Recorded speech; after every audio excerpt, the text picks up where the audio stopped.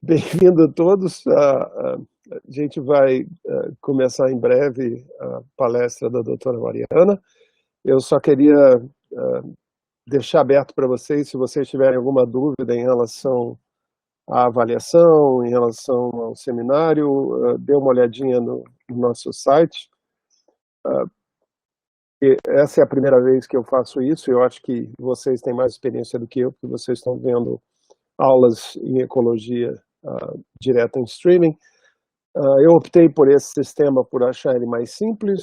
Eu vi que está todo mundo só com headphone. Alguém está usando o microfone? Desliga o microfone. Vamos ficar só com headphone durante a apresentação. Se alguém tiver alguma pergunta, acho que a pergunta já pode ser colocada direto no chat. E aí, ao final, com a Mariana, eu repasso para ela as perguntas. Se tiver muita pergunta, eu meio que escolho. Se alguém tiver a necessidade de fazer uma pergunta durante a apresentação, pode fazer e eu passo para ela ao final, ou se for o caso, a gente tinha combinado, eu passo para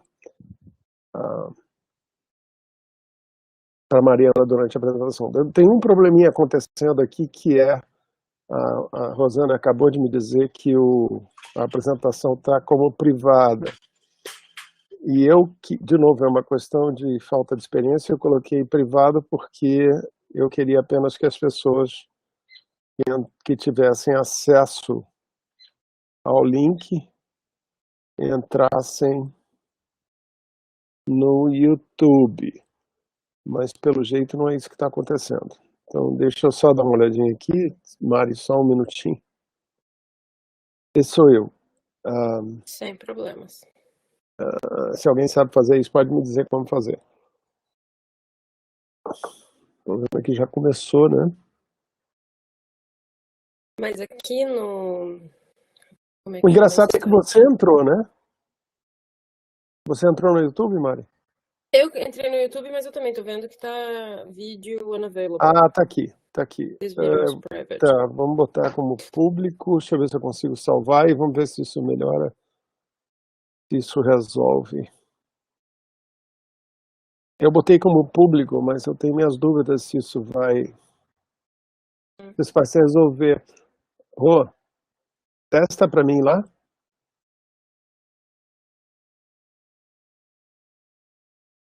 Agora sim. Tá funcionando. Tá funcionando, Ótimo. Walter. Tá ótimo. Então acho que a coisa ficou resolvida, né? Todo mundo concorda que está funcionando pelo YouTube também? Só põe um ok aí. Alguém põe um ok aí para eu saber. Essa coisa de ficar falando só com o computador não é para mim. Ótimo, William. Obrigado. Então, acho que a gente já pode iniciar. Vocês têm mais experiência, eu acho, com o Zoom ou com Teams, né? Esse é um sistema da Rede Nacional de Pesquisa, é um sistema federal. Ele foi criado exatamente para permitir que pessoas do serviço público façam esse tipo de atividade, palestras, etc. E eu achei que ele é bem intuitivo, inclusive ele não exige o download de nenhum software, né? Então, a gente está começando hoje a nossa disciplina, demorou um pouquinho para dar o início em função desse caos absoluto que a gente está vivendo nesse país hoje, que tem muito a ver com a ecologia, tem muito a ver com a evolução, tem muito a ver com o que a doutora Mariana Pires Braga vai conversar com vocês. A palestra de hoje é uma palestra especial, eu acho que, para mim, em especial, a Mariana estudou na ecologia. Rosana, eu vou tentar resolver isso enquanto começa, mas todo mundo está dizendo que está funcionando. Curioso. Tenta reiniciar. Então, Mariana fez mestrado em ecologia, se formou em 2013 no meu laboratório. Ela também fez um estágio com a Rosana, também trabalhou um pouquinho com biologia marinha, então o interesse era bastante amplo, né? Ela terminou o doutorado no ano passado, não é isso, Mari? Uhum. Na Universidade de Estocolmo, sob orientação do Dr. Niklas Jans e Soren Nillen. O Niklas e o Soren são dois pesquisadores que fazem parte dessa grande rede que eu acho que Mariana vai mostrar, eu vi um slide dela, que está trabalhando especificamente em evolução de associações biológicas. A Universidade da Suécia tem uma experiência imensa nessa área e eu acho que Mariana fez um bom trabalho, é só dar uma olhadinha na lista de publicações dela. Tão bom trabalho que eu acho que estão querendo que você volte, né? Atualmente ela está na Universidade, na Washington University, em St. Louis, nos Estados Unidos, e eu só tenho a dizer que eu fico muito satisfeito de que você seja a pessoa que inicia esse processo. Por outro lado, eu tenho pena que você não esteja presente pessoalmente aqui, né? Você geralmente vem só no final do ano e durante férias, então a gente não tem seminário. Mas eu fico bem satisfeito que a gente possa assistir a tua palestra. Eu vou deixar você à vontade. Vou sair a minha telinha e o meu som e vou deixar você apresentar a tua apresentação, a tua palestra. E nesse meio do caminho, eu vou tentar... Muitas pessoas estão entrando e estão conseguindo ver pelo YouTube, e eu acho que é uma questão de reiniciar no YouTube, para pegar autorização. Então, tentem fazer isso, senão continuem aqui, e a gente conversa mais ao final. Vão colocando as perguntas e no final a gente conversa sobre essas perguntas específicas. Então, um abraço a todos. Muito obrigada, Walter. É um prazer para mim, obviamente, fazer essa apresentação desse jeito esquisito, mas enfim, conta do mesmo jeito. Então, eu queria agradecer a todo mundo por estar aí online para me ouvir. E só queria confirmar primeiro se está todo mundo vendo os slides. Tem só o slide. Ok, beleza, obrigada. Ok. E, claro, agradecer o Walter pelo convite. Eu fico muito honrada, de verdade. Então, vamos lá. Deixa eu ver. Queria começar agradecendo... Tem um delayzinho na mudança dos slides, mas acho que vai dar tudo certo. Então, queria começar agradecendo meus coautores do artigo que eu vou falar mais hoje, tanto o pessoal lá de Estocolmo, quanto o Paulo Guimarães, na USP. Mas, como eu fui aluna daí de Curitiba, eu achei que valia a pena falar um pouco sobre a minha trajetória, basicamente o que o Walter já falou. Fiz graduação, me formei em Biologia na UFPR, e aí fiz mestrado na PPGECO, com o Walter e a Sabrina, e depois fiz o doutorado em Estocolmo, e agora, final do ano passado, me mudei para St. Louis para fazer meu primeiro pós-doc.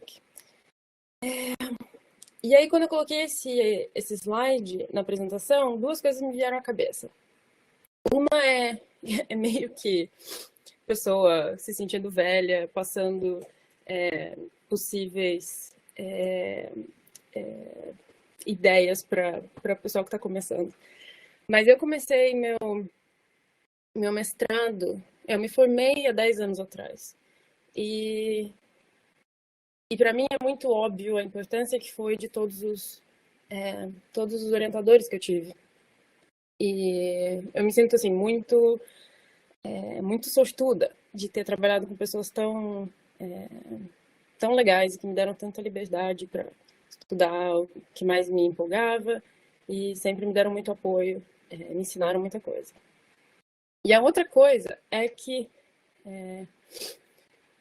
quando eu falo, 10 anos atrás me formei, aí fiz mestrado, doutorado, pós-doc, parece que foi tudo assim uma trajetória bem linear e bem simples, mas não é bem assim. Eu tive vários gaps entre essas fases, e que eu tive a sorte de me manter ainda fazendo pesquisa, e também muita dúvida, especialmente no final da graduação, antes de começar o mestrado.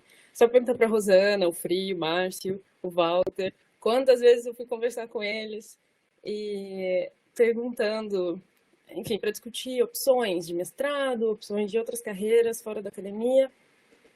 E tanto que minha monografia foi em psicologia da educação. Eu tenho isso aí no meu currículo. Mas, enfim. E aí, só depois de passar um tempo, alguns meses no laboratório do Walter, foi que eu me convenci. Ok, é isso mesmo que eu quero fazer. Vou fazer mestrado. E aí, nesse mestrado, eu estava estudando monogenoide, são ectoparasitos de peixes de água doce. Vocês já devem ter ouvido alguém do laboratório do Walter falando deles. E foi então que eu descobri o quão fascinante é a evolução de interações ecológicas. E naquela época, a ideia dominante em parasitologia era que de diversificação de linhagens parasíticas depende completamente da diversificação das linhagens hospedeiras.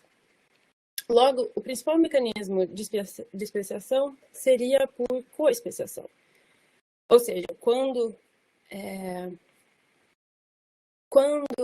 os hospedeiros especiam, aí então os parasitas especiam junto. Tá, eu tô vendo, só um parênteses, tô vendo que tem comentário que tá travando. Me avisem se ficar alguma coisa muito, muito fora, sem sentido, que aí eu tento parar, falar mais devagar alguma coisa. Mas então, vou continuar. Mas já então, hoje ainda mais, mas já naquela época já tinha muita evidência contra essa ideia de coespeciação máxima. E mesmo linhagens que são especializadas em determinados hospedeiros, elas são capazes de usar outros hospedeiros, de colonizar e usar mais de um hospedeiro. E no meu projeto a gente investigou quais são as características dos peixes que parecem importar mais para os parasitos. E hoje, agora no meio dessa pandemia, como o Walter falou, eu não vou falar muito sobre isso diretamente, mas hoje está muito claro, né? Tá aí nos jornais todo dia, o quão não dá para a gente subestimar a capacidade de linhagens parasitas de trocar de hospedeiro, colonizar um novo hospedeiro, e às vezes isso tem consequências muito graves, como a pandemia que a gente está vivendo agora. Mas um problema com o sistema que eu estava trabalhando é a falta de dados. A gente ainda tem muita coisa para aprender sobre a diversidade de monogenoide. E aí a última frase num dos meus artigos do mestrado é essa aí. Hopefully, further understanding of the mechanisms underlying host range expansions and parasite diversity will be achieved as more parasite phylogenies become available. Então, um dos grandes problemas era que a gente não tinha filogenia para uma grande quantidade dos parasitos que a gente estava estudando. E aí, esse foi um dos motivos pelos quais eu quis ir trabalhar com um outro sistema. E aí, eu fui para Estocolmo, continuei trabalhando com as mesmas perguntas, mas num sistema diferente. Essa é a capa da minha tese de doutorado. E então, eu ainda estava interessada em diversificação e evolução de interações com linhagens hospedeiras, mas dessa vez eu estava estudando borboleta planta. E aí você pode se perguntar, mas o que tem a ver parasito com borboleta? Mas se a gente pensar que todas as espécies de borboleta elas dependem de uma planta hospedeira para completar a sua fase larval.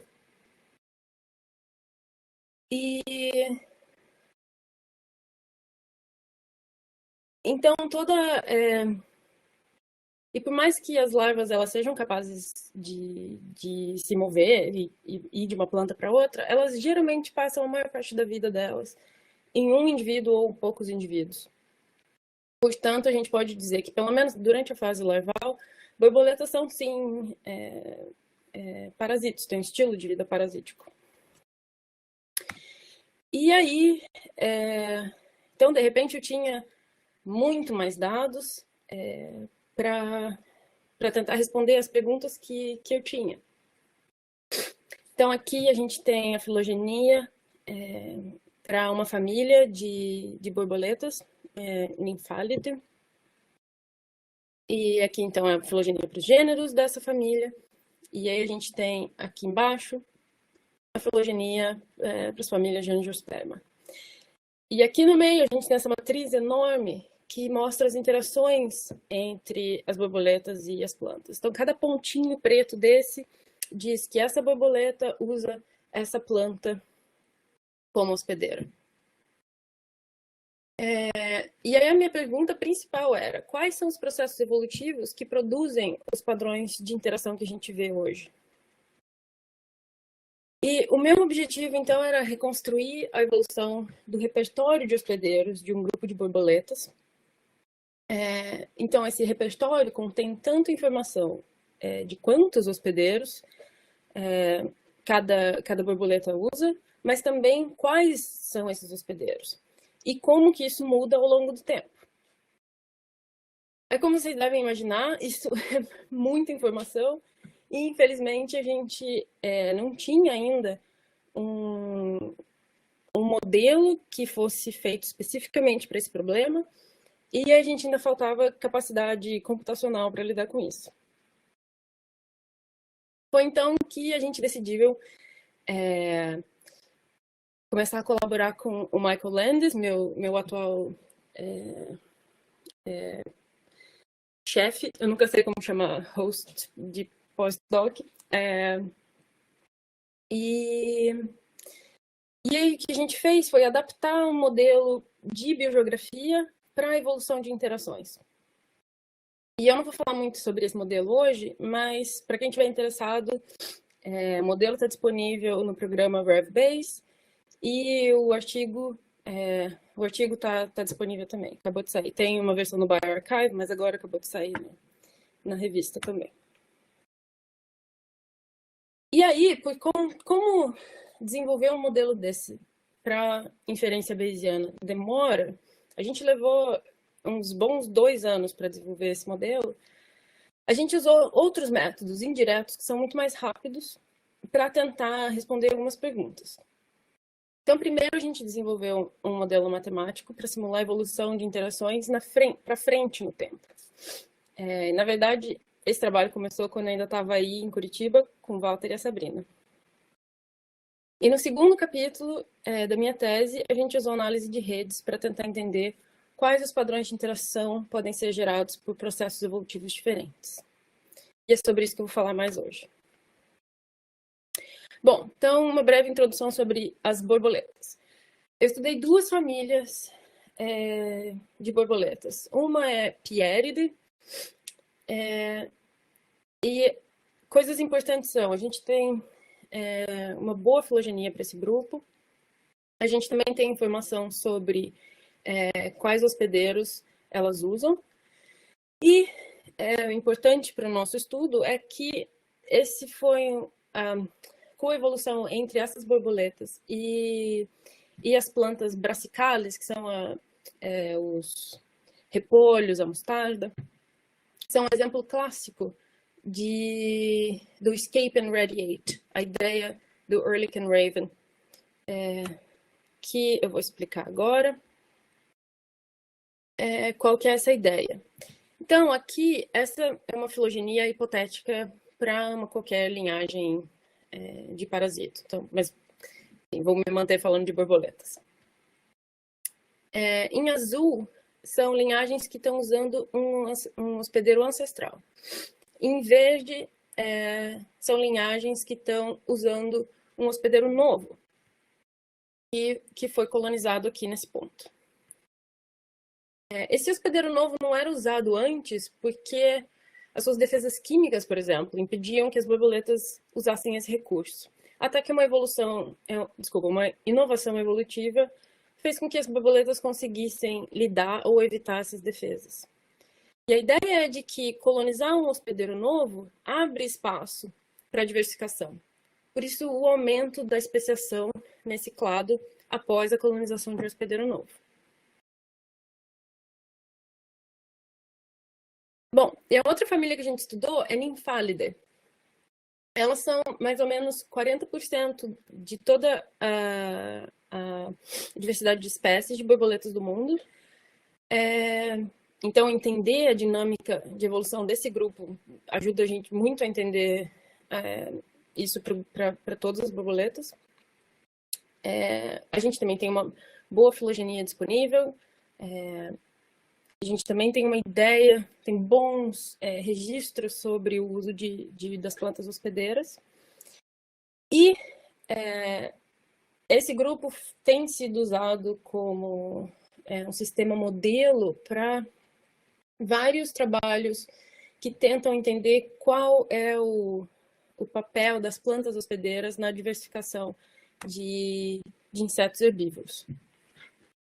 E uma dessas ideias é o que a gente chamou no nosso artigo de o cenário da variabilidade, que é inspirado pela Oscillation Hypothesis. E nesse cenário, o principal catalisador de diversificação é a variação no número de hospedeiros utilizados. Então, o clado mais diverso aqui usa tanto o hospedeiro ancestral quanto 3 novos hospedeiros que foram colonizados depois desse ponto. E aqui a cor branca representa combinações diferentes desses 4 hospedeiros. Apesar de cada espécie aqui no tempo presente geralmente usar uma ou poucos hospedeiros, qual hospedeiro e o número de hospedeiros usados varia dentro desse clado. E essa variação, o que permite essa variação, é a habilidade de usar hospedeiros que foram usados no passado. É como se elas tivessem uma memória. Portanto, existe conservatismo filogenético dessas habilidades de usar esses hospedeiros. E aí o que a gente fez foi procurar previsões esperadas por cada um desses 2 cenários que a gente pudesse testar. E para isso a gente usou análise de redes. Então, o primeiro passo foi coletar na literatura todos os registros confiáveis de interações entre as borboletas e suas plantas hospedeiras. E aqui nessa matriz hipotética, cada ponto preto desse significa que esse táxon de borboleta usa esse táxon de planta como hospedeiro. E aí, quando a gente olha para todas as interações juntas, alguns padrões podem surgir. As interações podem ser distribuídas aleatoriamente na matriz, como aqui. Em casos extremos de especialização, vão formar redes com interações 1 para 1. Mas os 2 padrões que são mais comumente encontrados em redes ecológicas são modularidade e aninhamento, que são esses 2. Uma rede modular quando ela é organizada em módulos, que são grupos de espécies que interagem mais entre si do que com outras espécies da rede. Por outro lado, uma rede aninhada tem 2 características.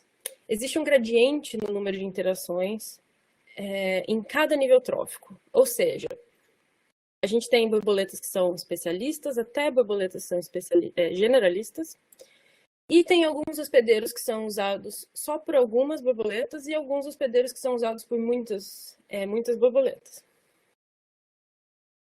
Além disso, a interação dos especialistas é um subconjunto da interação dos mais generalistas.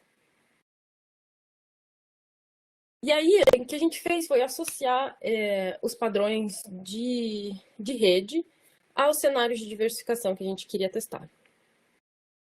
Então, nossa ideia é de que radiações devem produzir módulos formados pelo táxon de planta que foi colonizado e o clado de borboletas que se formou depois da colonização desses hospedeiros, desse hospedeiro novo. Então, cada radiação produziria um desses módulos. Por outro lado, pelo cenário de variabilidade, espera-se que hospedeiros ancestrais sejam usados por várias borboletas, porque elas compartilham essa habilidade de usar um hospedeiro ancestral. Enquanto hospedeiros que foram colonizados mais recentemente devem ser usados só por um subgrupo das borboletas. E se host range, que é o número de hospedeiros que é usados por uma espécie, oscila no tempo, como prediz a Oscillation Hypothesis, em qualquer dado instante vai existir um gradiente de especialista e generalista entre as borboletas. Então, portanto, a gente espera que esse cenário produza aninhamento. Para testar essa ideia, eu fiz umas simulações bem simples. Então, eu comecei com uma filogenia hipotética para as borboletas, que contém 100 táxons terminais. Esses táxons estão divididos em 5 clados, 5 pares de clados, em que um tem uma diversidade baixa e o outro tem uma diversidade alta. Aqui eu escolhi 5 terminais, né, nos de baixa diversidade e 15 nos de alta diversidade. E essa diferença em diversidade entre cada par de clados irmãos foi explicada por uma radiação num hospedeiro novo ou por aumento da variabilidade no uso de hospedeiros.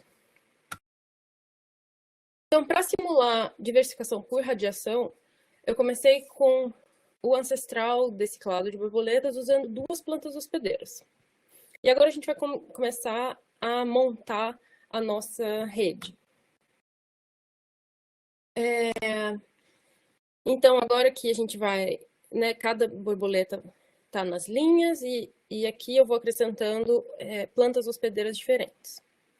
Então, nesse cenário, os clados com baixa diversidade usam apenas os hospedeiros ancestrais, que são esses 2. Enquanto o clado com alta diversidade usa um hospedeiro novo, que foi colonizado aqui, na origem desse grupo. E quando a gente continua isso para a rede toda, para toda a filogenia, a gente vê que cada radiação produz um módulo novo, cada um tem uma cor diferente. E todas as borboletas que continuaram usando os hospedeiros ancestrais estão num módulo separado. Bom, essa foi a simulação do cenário de radiação. Agora, para o cenário de variabilidade, a gente precisa de uma outra dimensão do repertório de hospedeiros. A gente precisa fazer a distinção entre repertório fundamental e repertório realizado. Dá para pensar a mesma coisa do que nicho fundamental e realizado. Então, o repertório realizado é composto pelos hospedeiros que a gente vê que as borboletas usam na natureza. Enquanto que o repertório fundamental também inclui os hospedeiros que as borboletas podem usar, que elas são capazes de usar, mas elas não usam na natureza por diversos motivos. Por exemplo, porque eles não estão em simpatria. E aí, para esse cenário, para essas simulações, eu comecei com 10 hospedeiros no repertório fundamental aqui do ancestral de todo esse grupo. Uma parte importante desse cenário são os eventos de expansão do repertório fundamental, que acontecem nessas 3 setas aqui. O que isso quer dizer? Eu aumentei o repertório fundamental, adicionei 10 hospedeiros em cada uma dessas setas para simular essa expansão. E aí, então, de novo, para montar a nossa rede, cada clado com baixa diversidade usam apenas 2 hospedeiros que foram escolhidos aleatoriamente, mas todas as borboletas dentro desse clado usam os mesmos hospedeiros. Por outro lado, os clados com alta diversidade realizam 20% das interações permitidas pelo repertório fundamental.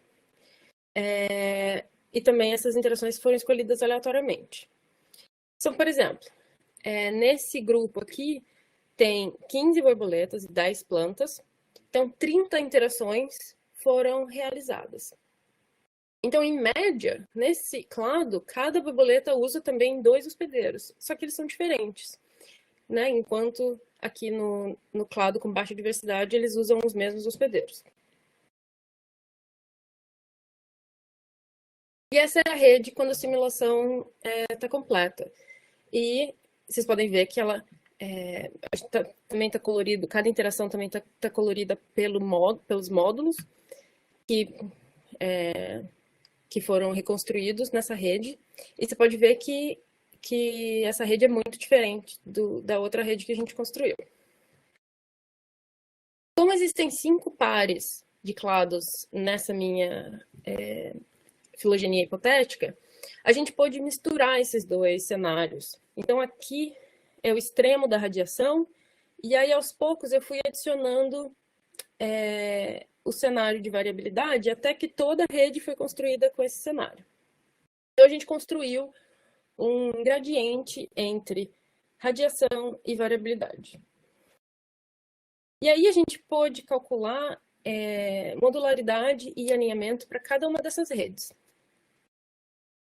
E como vocês podem ver aqui,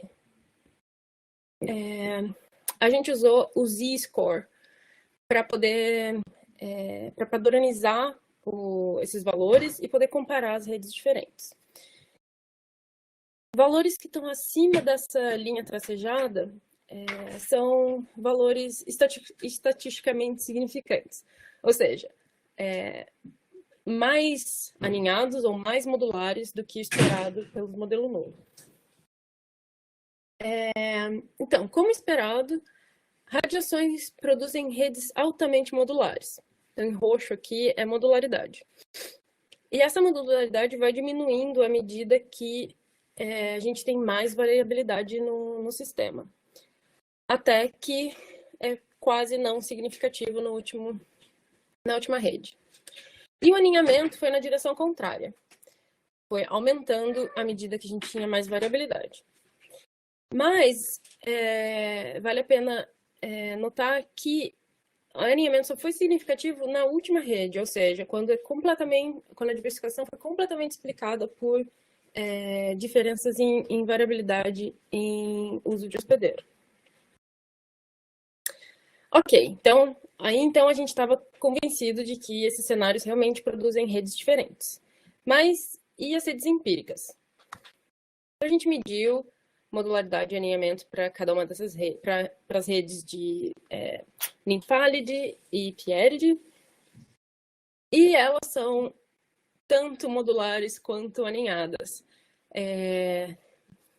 Então, aqui vocês podem ver o Z-score para cada uma delas, para modularidade e alinhamento.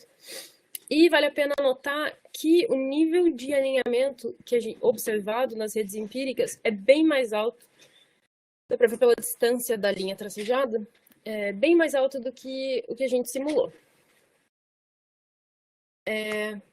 Então, a gente concluiu que a variabilidade no repertório realizado e o conservatismo filogenético no repertório fundamental parecem ser mais importantes do que radiações em novos hospedeiros para essas borboletas, durante a diversificação dessas borboletas. E aqui, para vocês terem uma ideia mais concreta de como esses dados são, aqui tem a rede para Nymphalidae e para Pieridae. Em cada linha a gente tem uma família de planta, e em cada coluna é um gênero de borboleta. E nessas duas redes, eu organizei as linhas e as colunas por módulos, para a gente poder ver os módulos melhores. E então dá para ver se realmente a gente consegue ver que essa rede tem uma cara modular. Se eu organizar as redes por número de interações, a gente consegue ver que ambas, essa mais do que essa, mas ambas têm também essa cara alinhada. Enfim, é só um jeito de visualizar o que a gente já sabia pelas estatísticas.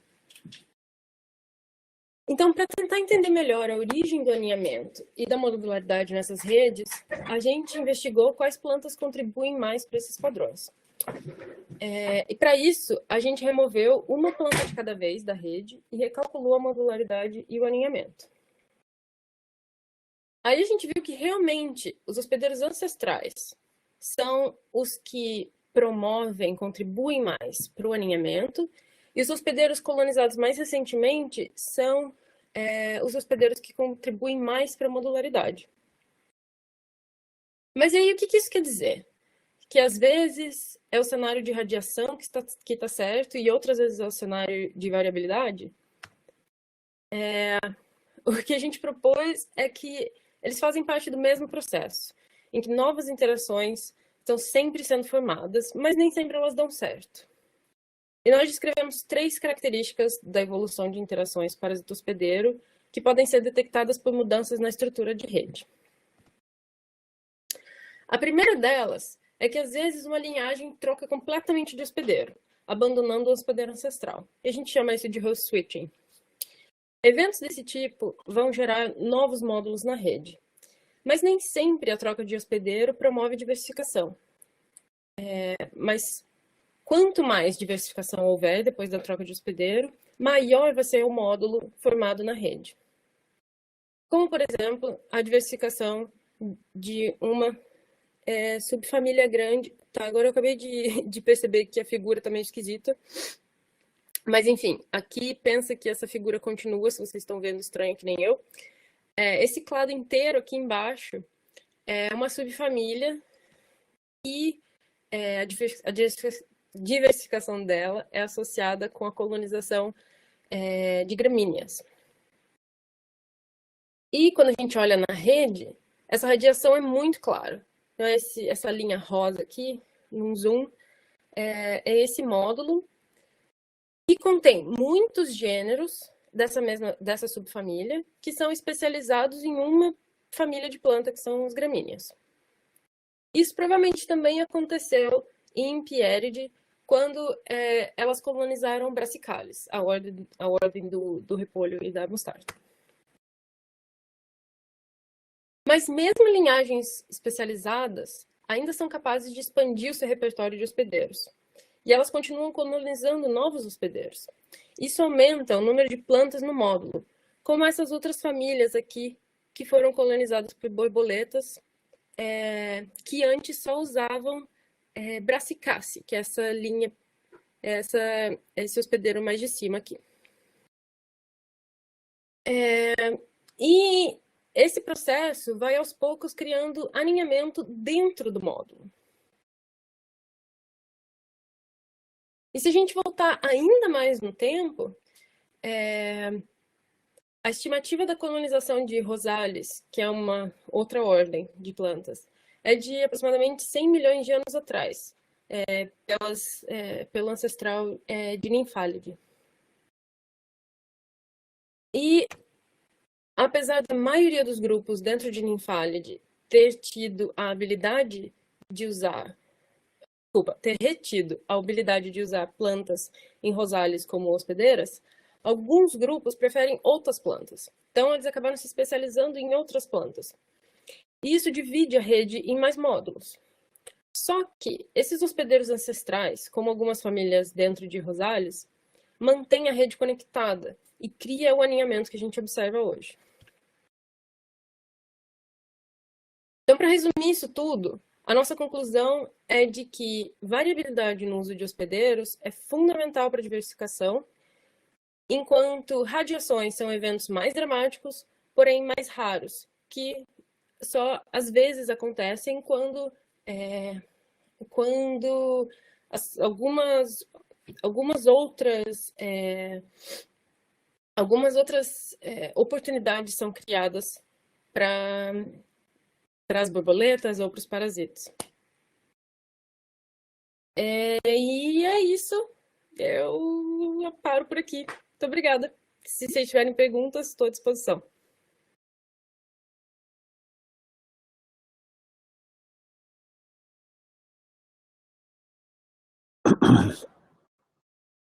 Oi, Mari. Obrigado, Mari. super bonita. Vamos ver se o Então, pessoal tem pergunta. Tinha alguém escrevendo alguma coisa aí. tá. Mas tudo deu certinho, saiu no YouTube direitinho, tudo. A Rô está É que bom. escrevendo. Rô, se você quiser entrar online, entra, põe a imagem Oi, Rô. e faz a pergunta. Ok. Não, eu tenho que. Estou te ouvindo. Oi, tá. Ainda está localizando a minha câmera, webcam, tá complicada aqui nas coisas. Eu não comecei desde o comecinho, que eu tive aquela dificuldade de entrar, e eu estava achando que as perguntas iam ser só pelo chat, por isso que eu já estava começando a escrever aqui. A ideia era essa, mas não Agora, tem muita pergunta, tá. então a gente abriu. Aí quando Alu- terminar, a gente fecha e entra de novo. Quem quiser fazer Ok. pergunta. Alunos da Eco Avançada já sabem que só vale se participar, então cada um tem que fazer uma pergunta, tá? Enfim, eu faço a minha primeira só para a gente, né, tirar um pouquinho do medinho. Legal te ver, Mari, ver que você está aí trabalhando, né, bastante nessa terra aí confusa para estar hoje em dia, né? Não, acho que Por não é o melhor sorte, lugar para estar. por sorte, você Aí, sabe. Nesse momento eu tô na Noruega. perfeito. Eu tô presa aqui. Eu não pude Ah, voltar para ok. os Estados Você Unidos. não está nos Então Estados tá, Unidos. eu Ok, tô num tá, lugar melhor. tá, tá salva. Perfeito não, Rosana, ela está no norte da Noruega. Ixi, mas está ficando verão, está ficando mais quentinho. Tá, os dias são Ok. longos, pelo menos. Tá certo. Então, Mário, o que eu ia perguntar é que você fez essa análise num nível de resolução relativamente alto, né? Famílias de plantas contra gêneros de borboletas, pelo que eu entendi. O que você acha que acontece? Eu imagino que você não tenha feito numa resolução maior porque não existam os dados. Eu não sei se é isso, mas o que você acha que acontece se você refinar essa resolução espécie para espécie? Uhum. Para uma parte, para umas, não me lembro qual que é o nível taxonômico mais, mas uma parte de ninfálide, eu tenho os dados até, talvez até espécie, ou pelo menos espécie de borboleta, gênero de planta. O que acontece? Faz já vários anos, mas eu tentei brincar com as redes em níveis taxonômicos diferentes, combinando níveis diferentes. E fica muito confuso, muito rápido. E em termos de... Mas realmente, o que mais falta é resolução mesmo nos dados. É muito mais difícil você confiar em dados, ter dados de qualidade, com uma resolução grande. Mas, de qualquer forma, é mais seguro trabalhar com níveis taxonômicos um pouco mais altos quando a gente está falando de milhares de anos. Porque processo, por exemplo, em todos os meus trabalhos da tese, eu nunca incluí distribuição geográfica, por exemplo. Então, até por isso no começo a gente trabalhava mais com ordem de planta e depois a gente passou a trabalhar com família, porque ainda é assim, dá para assumir que todas as ordens de plantas estão em todos os lugares do mundo, ou pelo menos, né, nos lugares que a gente está interessado em estudar. Então, eu acho que, assim, para esses projetos globais, que com uma escala temporal muito grande, é complicado ignorar outros fatores como distribuição geográfica e outros processos mais estocásticos que você vai tendo menos sinal filogenético e mais outros fatores que vão determinar quem interage com quem. Mas, então eu acho que trabalhos... na verdade, eu tenho muita curiosidade de tentar fazer essa conexão entre níveis organizacionais diferentes e como que esses processos se traduzem em escalas temporais e escalas organizacionais diferentes. Mas aí eu acho que tem que ser pelo menos numa região geográfica mais limitada. Ok, legal. Parece que tem mais gente agora se animando a perguntar. Vou sair para não atrapalhar muito. Tá bom. Mari, a Mabile perguntou, que eu achei que foi meio respondido agora pela pergunta da Rosana, e ela Tá. falou assim, mas fiquei com dúvidas sobre o tipo de redes que poderiam ser encontradas. Se fossem Uhum, encontrados outros tipos de redes, por exemplo, uma rede um a um, espécie a espécie, eu acho, né? uhum. O que isso poderia mudar teus resultados? Ela perguntou. É, é, seria muito estranho. Claro, pode ter sei lá, um nível taxonômico diferente que você encontre. Bom, usar exemplo do meu mestrado. Eu estudei interação parasito-hospedeiro na região neotropical inteira. Quando a gente olhava para... Walter, me ajuda agora. Quando a gente olhava para ordens diferentes de peixe, eles não compartilhavam nenhum gênero de parasito. Então, a comunidade de parasitos em cada ordem de peixe era única. Então, se você fizesse essa rede assim bem grande, quer dizer, bem pequena, na verdade, né? Porque você tem cada nó é uma ordem. Então, você tem uma chance de achar essas interações um para um. Mas, na medida que você vai para níveis taxonômicos menores, foi o que a gente fez. A gente trabalhou com famílias de peixe e espécies. Aí, inevitavelmente, você vai ter muito compartilhamento, muito mais variação, tanto no número de parasitos quanto no número de hospedeiros por parasito. Então, bom, primeiro eu acho muito... Eu não sei de nenhum sistema que seja verdadeiramente um para um. Nem aqueles exemplos assim de... Walter, eu não sei em português. Fig, wasps and fig trees. Nem esses são completamente um para um. Mas, se a gente encontrasse algum outro padrão diferente, aí, claro, a gente ia ter que, enfim, pensar, repensar que outros processos poderiam estar gerando eles. Mas a gente começou do contrário, né? Primeiro a gente tinha os padrões... Não, primeiro a gente tinha os processos que a gente queria investigar. Depois a gente foi atrás de padrões que faziam sentido, que poderiam ser produzidos por esses processos. Então, se a gente tivesse outros processos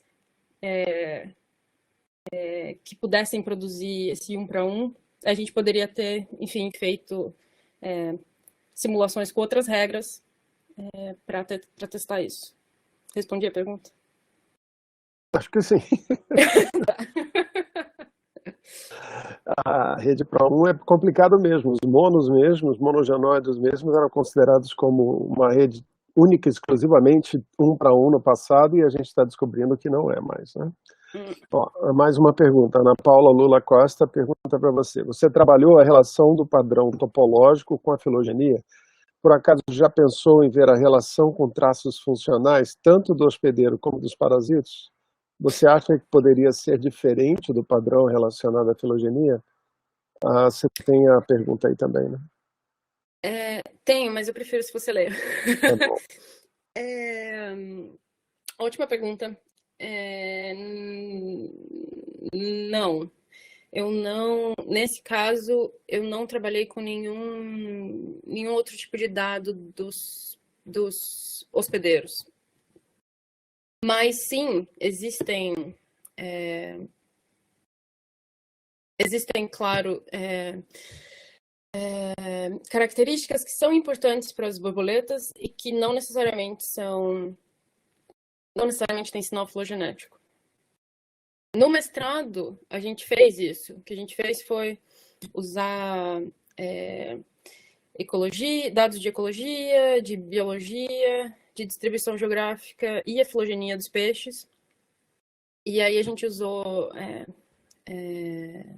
tentou entender quais desses tipos de características influenciavam mais o compartilhamento de parasitos.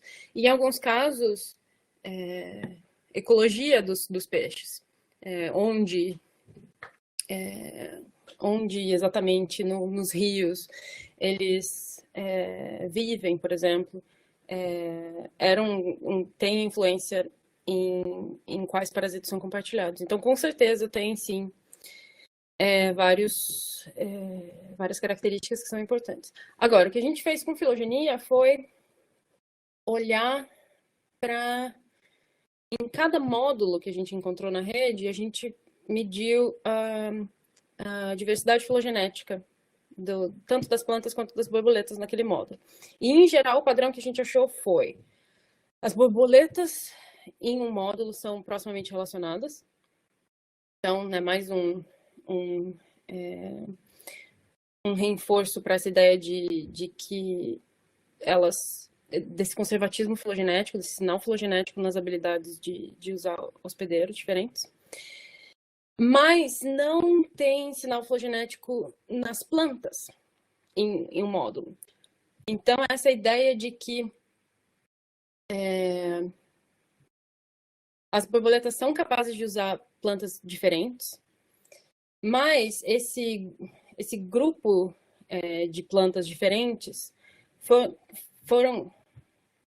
elas meio que se mantêm ao longo do tempo por causa do conservatismo filogenético. Então, as borboletas que são proximamente relacionadas, elas têm essa habilidade compartilhada de usar plantas que não necessariamente são próximas filogeneticamente. Pode ser que elas sejam parecidas por outras características que não têm o sinal filogenético, mas isso, infelizmente, eu não testei. Então, a próxima você vai gostar, é de uma aluna especial chamada Sabrina Araújo. Ela não quis entrar, eu falei, entra e fala com ela. Depois ela fala contigo. Ela disse assim: você pode comentar até que ponto suas conclusões são dependentes do parâmetro do modelo. E ela também pergunta se se essa relação por poderia ser indício de coespeciação.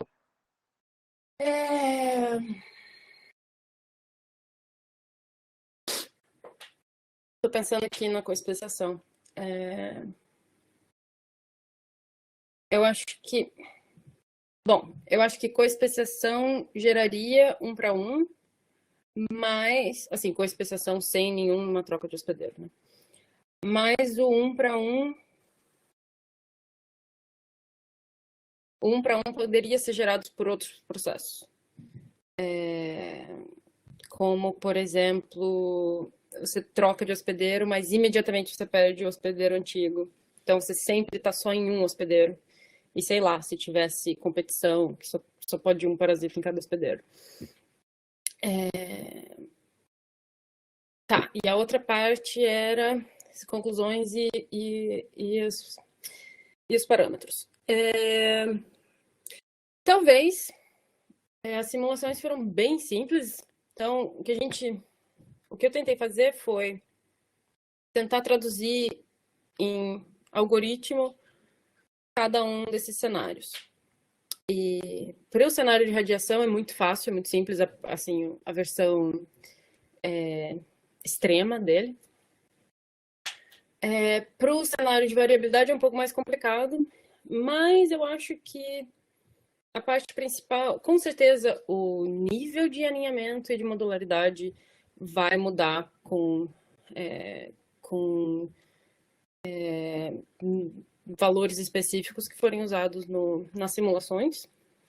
Mas eu acredito que o padrão geral se mantenha.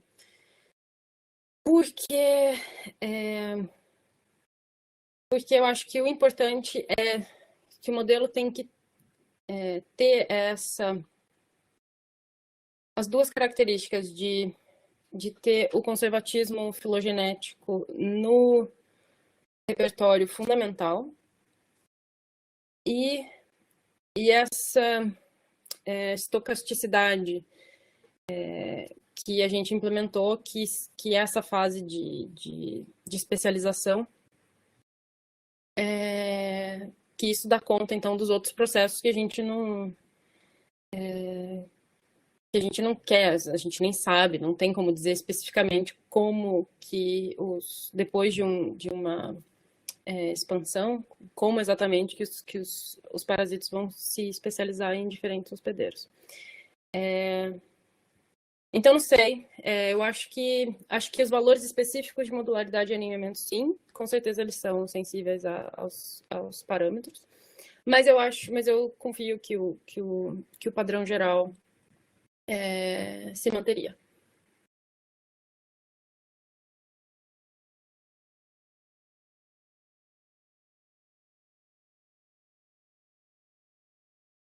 Walter, você tá mudo. Comendo sorvete pela testa. A Andy perguntou, a Andy Thaisa, ela, aluna da Sabrina também, ela fez uma pergunta que ela disse que é simples, não é tanto. Ela diz, no laboratório a gente costuma falar de host switching como ampliação do uso de hospedeiros. E você falou como abandono do hospedeiro anterior. O termo sugere realmente esse abandono e por isso no lab discutimos que de certa forma ele não é um bom nome. Estamos atrasados em relação à sua definição ou só interpretamos errado? Olha lá que você vai falar, hein? É confuso mesmo. Boa parte do meu doutorado foi sentar e discutir que termos que a gente ia usar, porque as pessoas realmente usam termos de forma diferente. Coevolução, por exemplo, é um desses confusos. Mas o que eu tenho usado e que a gente decidiu que faz sentido host switching, então troca de hospedeiro, dá essa ideia, e host shift também, né? Mais ou menos a mesma coisa. Dá essa ideia mesmo de troca completa. Então, você usava um hospedeiro e depois você trocou para outro. E isso vem lá, né, da época em que ainda se pensava que essa era a dinâmica mais frequente. Outro termo que é frequentemente usado é host range, que também é um pouco confuso, mas hoje a gente, pelo menos eu e o pessoal lá de Estocolmo, a gente decidiu que a gente vai usar host range só para o número de hospedeiros. E aí, por isso, a gente precisava de um nome, de um termo que representasse o processo. Não, a combinação de hospedeiros diferentes. Que nome que você dá pro host, que é o que as pessoas costumavam chamar de host range, mas não é um termo muito bom também. Então, por isso que a gente começou a usar host repertoire, o repertório de hospedeiros. E aí, esse termo, então, a gente gosta porque dá a ideia de que você sabe quem são os hospedeiros e, portanto, você sabe quantos hospedeiros também. Agora, voltando para o processo, eu acho que a forma mais clara de usar esses termos é quando é troca realmente, daí assim é host switching, e eu acho que isso faz mais sentido quando a gente está falando em termos de indivíduo. Um indivíduo parasito ele não pode estar em dois hospedeiros ao mesmo tempo, então ele vai mudar de um para outro. E quando a gente está falando de população, espécie, aí é host range expansion. Ou o termo geral que eu uso, mas não sei, pode ser meio confundido também com biogeografia, é colonização. Host colonization. Que aí não diz nada sobre o hospedeiro ancestral. Mas o que eu acho claro se perder o hospedeiro ancestral, é host switching, se manter o hospedeiro ancestral e expandir o número de hospedeiros, então é host range expansion. Não tem muita pergunta, mas eu tenho duas coisas para perguntar. Um é comentário sobre isso daí. Se você tem... É muito comum em parasitologia você ter a linhagem de parasito muito mais antiga do que a linhagem de hospedeiros. É um trabalho que a gente está terminando agora. Linhagem do parasito com origem é 250 milhões de anos e a linhagem do hospedeiro e a diversificação desse grupo de parasitos há cerca de 140 milhões de anos. Então, quando você tem uma situação como essa, parece aquela ideia de host range e extinção do host ancestral, do hospedeiro Uhum, ancestral. E aí a uhum. impressão que te dá é que houve um host switch, que na realidade não houve, né? Houve uma Sim, ampliação no host range e um dos elementos desse range some. Aí fica uhum, só o outro elemento e aí parece que é host switch. sim. Então, se ninguém tem pergunta, gente. Eu achei, Não, pelo que você está falando. Não, fale, desculpa. não, eu só ia falar de que para mim também durante o doutorado ficou muito claro como nem por maldade assim, nem por querer ativamente, mas é muito fácil a gente focar só no hospedeiro principal usado pelo parasita, pela borboleta. Então, ou por falta de dados, como por exemplo com mono, é muito comum a gente só ter o registro do hospedeiro em que o parasito foi identificado. Então, falta a gente ter um esforço amostral para descobrir que, na verdade, o parasito não é tão especializado quanto a gente acha, ou especialista. Mas também eu tenho visto um aumento desse interesse e até por conta do problema metodológico também, que agora está cada vez melhorando, de usar, quando se tem os dados, se usar toda a variabilidade que a gente conhece para estudar esses processos. Porque se você ignorar essa variabilidade, só focar no hospedeiro que é mais usado, ou alguma coisa assim, sempre vai parecer que os hospedeiros são mais, que os parasitos são mais especializados do que eles são na verdade. E o hospedeiro mais usado, às vezes, não é sequer o hospedeiro ancestral, né? Exatamente. Agora eu faço uma pergunta. Essa perguntinha é uma perguntinha que eu gosto de fazer exatamente para tu cutucar. Você falou em hospedeiro parasito, você falou em fitófago planta. Como é que você olha isso numa perspectiva mais ampla de consumidor e recurso? Ai, falta. Quando a gente estava Ah, discutindo o título para a gente estava discutindo o título para apresentação, o Walter estava sugerindo que eu fosse mais abrangente, e eu sempre fico com medo. Mas o medo, na verdade, é mais por falta de experiência. Porque eu não trabalhei com esses sistemas, então eu não tenho tanta confiança em dizer que eles se comportam do mesmo jeito. Mas não tem muito motivo para não ser parecido. A diferença vai ser o quão dependentes uma linhagem é da outra, o quão simétrico é isso, né? Que você tem mutualismo versus antagonismos, parasitismo. A diferença é basicamente a simetria da dependência. E o quanto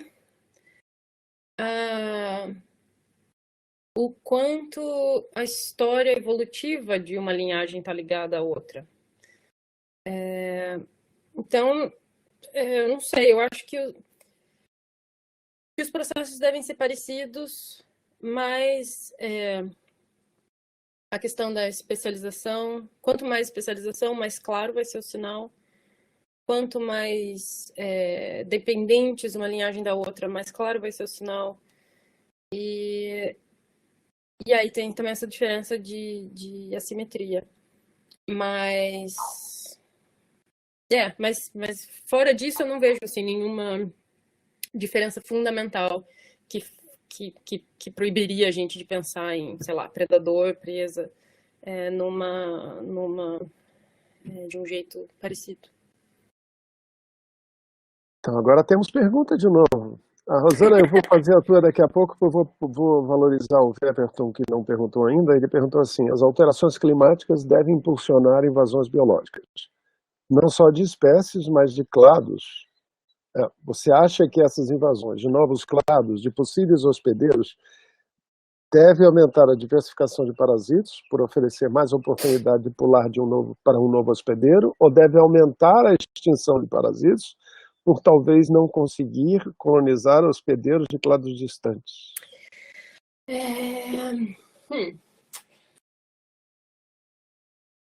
Com certeza, quer dizer, é impossível falar isso, né? Mas, enfim.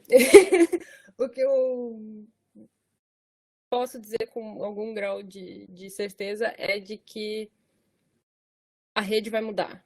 Novas interações vão ser formadas. Agora, o que isso vai significar? Porque aí a gente também tem outros tipos de interação, certo? A gente vai ter. Bom, pode ter competição. Como que é displacement? Enfim, pode ter uma espécie tendo que, sei lá, mudar, tendo que dispersar para uma outra área para evitar uma outra espécie. Tem niche partitioning. Então, pode ser que pode causar, sim, que a gente tenha perdas além da biodiversidade local, além de só as causadas pela mudança climática em si, e então a espécie não ser mais capaz de morar naquele lugar. Agora, em termos de interações novas, eu acho que é mais provável que seja mais oportunidade para formação de novas interações e isso permanecendo, aumento da diversidade até genética dos parasitos e que isso pode levar, isso provavelmente aumenta a chance de fragmentação das populações das espécies dos parasitos, então isso pode levar à diversificação. Mas eu não sei se aumentaria a extinção. Não. Tá, existem sim exemplos de evolutionary traps. Existe um exemplo muito legal de uma população de borboletas que ela colonizou uma espécie de planta que só estava naquele lugar porque tinha algum valor econômico. Então, eram pessoas que trouxeram aquela planta para lá e elas colonizaram e elas tiveram um fitness maior nessa planta nova do que na planta hospedeira que elas usavam antes. E aí elas simplesmente... Tem os dois casos. Tem uma população que totalmente perdeu a capacidade de usar a espécie antiga, o hospedeiro ancestral, e acabou se adaptando completamente, se adaptando ainda mais para esse hospedeiro novo. Como também tem caso de populações que mantiveram usando os dois hospedeiros. Essa população que se especializou no hospedeiro novo, quando as pessoas pararam de perder, essa planta perdeu o valor econômico, eles pararam as atividades de manutenção dessa planta lá, a população de borboleta foi extinta, porque aí a sucessão, né, continuou, a planta que esse hospedeiro novo foi replaced, Substituído. Isso, foi substituído e aí a população foi extinta. Então, sim, tem chance disso acontecer. Agora, qual desses processos tem mais chance de acontecer? Aí é difícil prever. O Walter com certeza tem alguma ideia sobre isso. Eu não vou falar, porque senão eu falo sozinho. A Sabrina já sabe disso. Eu só queria, em nome de todos, agradecer que você está falando em inglês as palavras que você não lembra e não em sueco, porque eu não poderia traduzir. Tem mais uma pergunta. Eu também não sei falar em sueco. Sueco é só o dia a dia. Assim. Tem mais uma perguntinha da Lucy Cleide, que diz assim: nós estamos vivenciando diversos cenários ambientais bem preocupantes, e como é que você poderia fazer o link da sua pesquisa com alguns desses problemas? Eu imagino que seja alteração climática, mudança de estrutura de comunidades, etc. Sim. Então, eu estou escrevendo um projeto agora, pedindo dinheiro da Suécia para eu fazer um pós-doc. Justamente tentando usar o modelo que eu mencionei no começo da apresentação, que é um modelo para fazer reconstrução de de interações ancestrais. E a gente incluiu uma característica do modelo é que a gente incluiu um estado intermediário. E é para tentar modelar também, quer dizer, para modelar também esse fundamental repertoire. Então, o repertório fundamental de hospedeiros. É difícil fazer isso quando a gente não sabe quem são esses hospedeiros potenciais no presente, mas é possível sim, dependendo se a gente tiver bons dados, é possível a gente estimar esse repertório fundamental no passado. E aí, o que eu estou propondo é implementar uma nova mudança no modelo, que é usar a informação que a gente tem do processo passado para inferir o repertório fundamental no presente,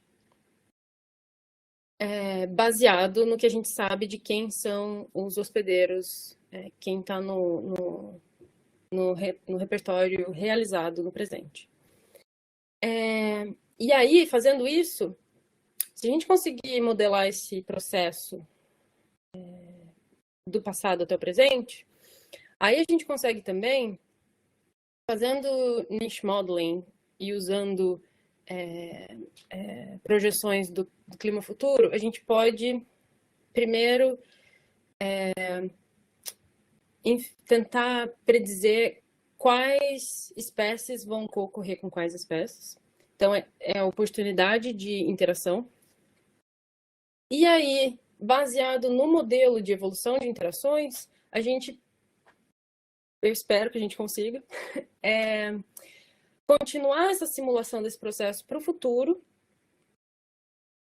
e, sabendo qual é a probabilidade de espécies co-ocorrerem, aí a gente pode também tentar inferir qual é a probabilidade delas interagirem no futuro.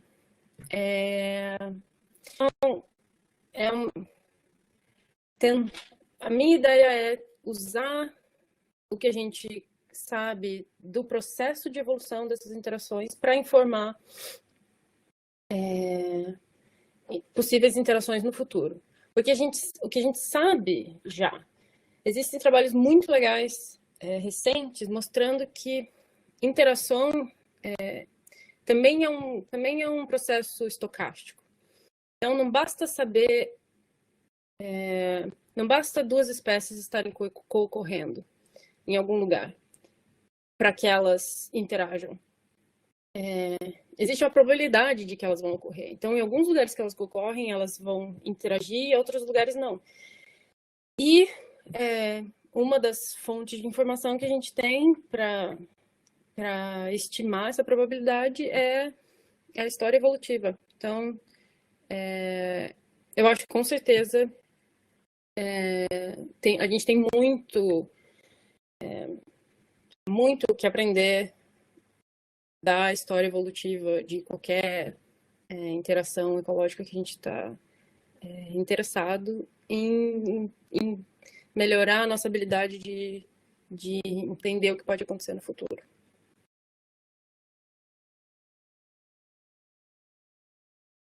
Mari, eu sei que o grupo que você trabalhou e continua trabalhando junto tem trabalhado durante muitos anos na busca dos tais recursos. O que é o recurso, né? A borboleta. E isso foi, acho que, a pergunta vinculada a uma pergunta de quem? Alguém fez essa pergunta antes, eu não me lembro agora. Era de traits. Traits. Então, o que você está falando é filogenia como proxy de recurso, né? Que é o que a gente pode fazer.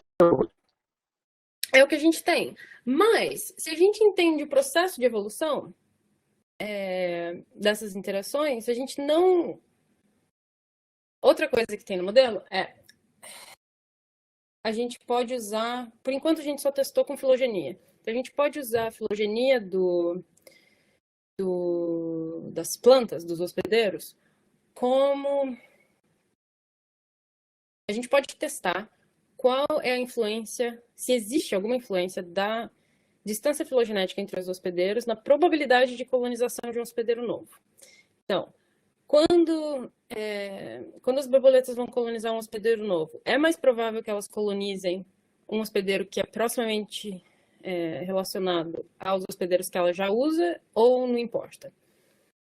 Agora, o dado que a gente usa, então, é só uma matriz de distância entre os hospedeiros. A gente primeiro testou com filogenia, mas a gente poderia fazer essa matriz de distância com qualquer característica. Então, por exemplo, composição de defesas químicas de planta. Se fosse fácil, mas, enfim, é uma coisa que eu sempre penso. A gente pode testar isso, por exemplo. Então, eu acho que esses modelos de evolução, a gente aprende muito mais com eles do que simplesmente se tem sinal filogenético ou não em diferentes características. E aí tem uma perguntinha que eu pulei, tem uma da Rosana que eu pulei também, né, É da Rosana? Rô. Mas é uma pergunta difícil, não quero responder, não. Então tá, Rô, a sua pergunta foi vetada. Eu tô brincando. Rô, lembra a pergunta, que eu acho que ninguém lembra mais. Desculpa. Já fez ou existem trabalhos testando o quanto a falta de dados influi nos tirando terminais da análise? Ah, tá. Bom, tem duas coisas. Uma é quanto a gente perde de quantos dados a gente precisa para chegar a alguma conclusão.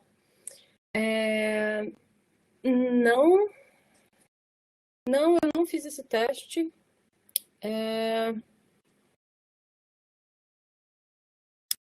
E sei exatamente. Eu não sei exatamente como que. Mas com certeza, se a gente. Acho que depende. Tá, por exemplo, um exemplo de bias é os dados originais que a gente tinha para Pierid era um banco de dados bem enviesado para os hospedeiros principais que eles estavam interessados. Porque existe muito trabalho, vários trabalhos com as moléculas exatamente, quais foram as inovações evolutivas que, tanto das plantas, né, o arms race entre as plantas e as borboletas. Então, eles focam muito nessas plantas específicas que eles estão interessados. E aí, depois, quando a gente foi expandir, pesquisar mesmo na literatura todos os dados, aí a gente viu que tinha muito mais interações do que a gente tinha na rede original. E aí, com certeza, então a rede era muito mais especializada, muito mais modular, menos aninhada. Então, com certeza faz diferença, sim. Mas eu não sei dizer especificamente, mas o meu chute é que geralmente vai tender a mais especialização, mais especialização dos parasitos, em geral. Certo. E eu acho que essa é a origem dessa divergência que havia entre inseto fitófago, ou planta em inseto fitófago e hospedeiro parasita, né? Em Verdade. parasitologia, a tradição sempre foi lá pegar um hospedeiro, descrever um parasita daquele um hospedeiro e nunca mais voltar ao local, né? A gente acabou tendo uma visão completamente errada, né? Sim, é verdade. Então tá.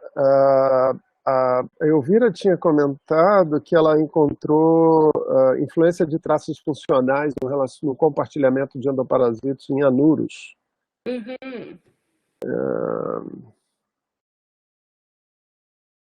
E aí, o que são traços funcionais, né? Eu acho que vai influenciar tanto compatibilidade quanto oportunidade, né? Dependendo do traço. Exatamente, né? Exatamente. Se você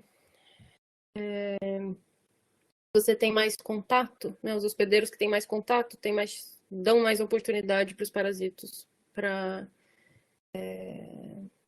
para colonizarem, né, para irem de um hospedeiro para o outro. Mas também pode ser alguns desses traços funcionais podem importar para os parasitos também, de repente. Mas é sempre essa pergunta, né? O que os parasitos estão procurando nos hospedeiros? O que é o recurso? E depende do grupo de parasita que você está falando também, do que é o consumidor, né? Claro. Eu vira botar uns comentários ali, e a Rosana também. Mas alguém tem alguma pergunta?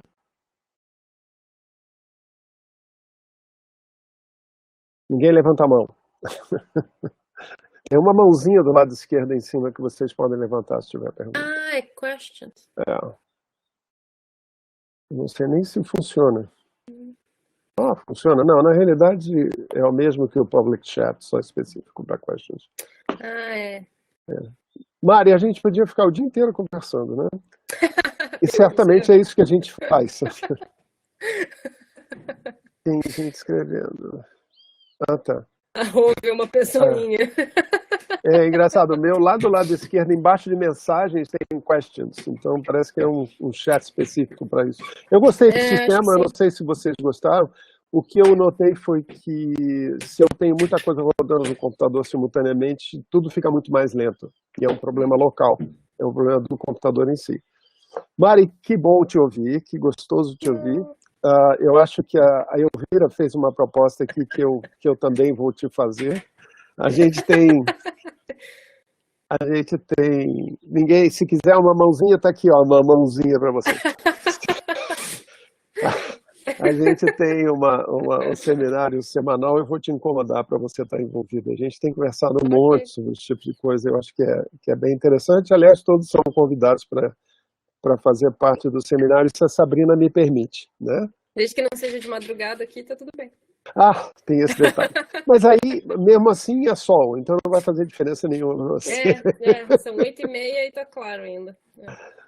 Gente, obrigado. Eu acho que a gente está já chegando no final. Teria tempo para mais uma pergunta, mas a gente pode ficar conversando o dia inteiro aqui. Talvez eu tenha uma últimazinha.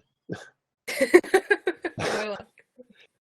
Você lembra, não sei se você lembra no livro, que tem um desenho do relacionamento, da evolução de parasitos e hospedeiros, girodactilídeos de cipreniformes, somoniformes, etc. Eu fiz essa figura quando você ainda estava aqui. Que é assim, e é muito parecido com isso que você está mostrando. Parece uma boneca russa, né? Padrões em cima de padrões em cima de padrões. Então, colonização de um novo hospedeiro de um grupo distante é algo raro. Mas uma vez ele estando no grupo distante, ele começa a usar a diversidade que tem ali. Então você tem a tua explosão de espécies, né? E a incorporação de novas linhagens, e a explosão, incorporação de novas linhagens, explosão, etc. Por isso que eu falo que é uma... Você mostrou isso muito bem, né? É uma boneca russa, né? Um processo temporal. Mas eu queria agradecer. Diz. Se a filogenia dos hospedeiros importa, também não quer dizer que os parasitos nunca vão colonizar um hospedeiro distante, certo? Então, é bem isso que você falou, uma vez que ele coloniza esse hospedeiro diferente, aí vai ter um monte de hospedeiro mais próximo que vai estar disponível. Nós ainda temos alguns segundos, então eu vou te perguntar assim, como é que você compara isso que você mostrou com essa epidemia dessa pandemia de coronavírus que a gente está passando? Walter. Eu vou dizer uma coisa que você e o Dan e companhia têm dito há muito tempo. Que doenças emergentes são... Como é que vocês falam? Emergent diseases. Accidents waiting to happen. É tudo uma questão probabilística, né? Ficou muito claro nessas minhas análises das borboletas de que elas estão o tempo inteiro explorando, exatamente. Explorando novos hospedeiros. Às vezes dá certo, às vezes não dá. Vários dos casos em que alguma linhagem de borboleta mudou e foi para um hospedeiro completamente diferente e se especializou lá, esses grupos geralmente são bem baixos em diversidade. Mas, às vezes é chance para uma radiação. Então, é uma questão de probabilidade. E quanto mais vezes foram tentadas, quanto mais oportunidade a gente der para essas trocas, para essas colonizações, mais frequente elas vão acontecer. Tem um aluno de doutorado aqui assistindo, chamado Pedro Bolanha, que vai estar dando pulos altos, dizendo assim, eu sei que existe um padrão geral em biologia. Não é isso, Pedro? Gente, muito obrigado, Mari. Foi muito legal te ter como primeira palestrante. Eu acho que abriu a cabeça da gente com um monte de coisa. Eu tenho certeza que o pessoal do laboratório vai te importunar para você estar nas nossas reuniões semanais. E agora que distância não é mais, quer dizer, a distância está imposta, mas ela já não é mais um fator limitante. Tem gente pedindo aqui, pelo amor de Deus, nós vamos te incomodar. Gente, muito obrigado. Não esqueçam de colocar a resenha no nosso site, tem um lugar para fazer o upload da resenha. Se alguém quiser falar alguma coisa, fala agora. Eu acho que traduzo para a Mariana o agradecimento de todos, né? Mas se alguém quiser colocar mais uma pergunta, ou mais uma colocação, mais um questionamento, ainda temos algum tempo, mas em um minutinho eu estou fechando. Eu só mandar um beijo especial para Sabrina e para Rosana. Vai ter gente com ciúme nessa brincadeira, mas vou falar, vou ligar, beijo. Sabrina conseguiu entrar. Adorei te ver, Mari. Só ficou faltando mesmo o abraço, né? O ruim do online é aquele finalzinho do seminário que a gente chega lá e dá um abraço e pergunta como é que tá a vida, né? Hoje a gente nem poderia, Sabrina. Não, eu não concordo com isso. Pois é. Eu não concordo com isso. O que vai faltar é a cerveja depois. A cerveja. Saidinha, né? Mas eu tomo uma. Então, a gente deixar meu continua. Tava aqui, Sabrina, bom te ver também. Tchau, gente. Tchau, Mari. Muito obrigado. A gente volta a conversar. Obrigada a vocês. Lembrem todos que nós temos a próxima palestra dia 9. Todo mundo está convidado. Vai ser com o professor Paulo Lana. E eu acredito que a palestra seja bem diferente da Mari. Mas ela é, acho que muito interessante para os momentos que a gente está passando nesse país. Tá? Então, bom final de tarde para todos, um grande abraço e tomem a cervejinha. Ok. Beijo. Tchau, Mari. Beijo. Tchau. Fechando a lojinha. Fechando, pode fechar. Tchau. Tchau.